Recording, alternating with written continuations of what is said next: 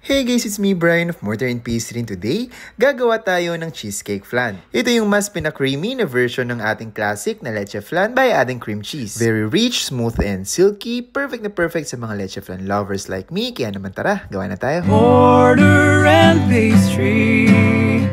Sa isang 8-inch round pan, magtunaw tayo ng 1/3 cup ng white sugar over medium-low heat. Just until mag-caramelize or light amber in color. Set aside to cool down. For the flan mixture sa isang bowl, combine natin together yung ating 10 large na egg yolks and 1 can or 360 ml ng evaporated milk. Add na rin tayo ng 2 teaspoons ng vanilla extract for added flavor. Mix natin gently to avoid incorporating too much air and set aside muna natin yan. Sa separate bowl naman, beat natin yung ating 1 bar o 250 grams ng softened cream cheese. Once smooth and creamy, add natin yung ating 300 ml ng sweetened condensed milk. Beat natin sila together until well combined, scraping down the sides of the bowl. Once smooth and fully incorporated na yung ating cream cheese, ay pwede na nating incorporate slowly yung ating egg and evap mixture kanina using a whisk. Medyo dahan-dahan lang tayo sa paghalo para di tayo masyado mag-form ng air bubbles. Once smooth and homogeneous na yung ating mixture, pwede na natin siyang salain directly dun sa ating pinrepair na pan kanina. Tap on the counter to remove air pockets. Then, bibake na natin to sa preheated oven at 150